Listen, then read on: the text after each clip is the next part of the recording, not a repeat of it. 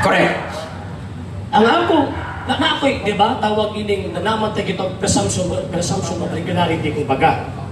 Di gamit sa document, pagpanglingla sa mga tao, para malimpyo ang tawag yung dungog ba. Para dili ni mamahimong pagpangilad kining ato ang gihimong debate karon.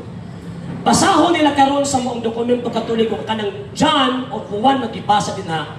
Kay na magod, not Catholic or a Christian. Clarification, Director. Hindi, point of order gani ko paghilom ba? Nag-rolling naman. Paghilom naman. Nag-rolling lagi. Ni contest ko kay pugnan ta kanina. Imo usipan mo eh. Respetuhin ang moderator.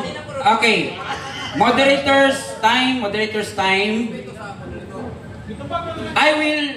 We will proceed to the next question. Whether you like it or not, okay? Whether the affirmative or the negative, we like my decision or not. We will proceed to the next question. Okay. Kung unsa man na siya nga point, Sir Jerwin Rosales, you will provide further explanation sa kanang nga point in your negative constructive speech. Okay na, Moderator. Next question lang. Next question nata, and then you, Sir, Bahala na dito ni mo na discuss sa debatal. Okay?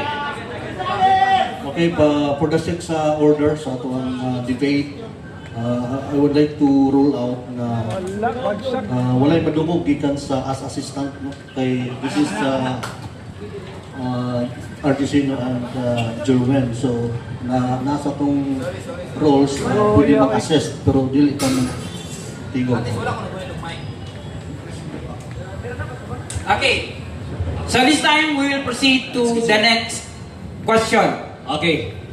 Next question. Ang gitukod nga Iglesia Roman Catholic Church. Based sa mga ebidensya, Kinsay nag-angkon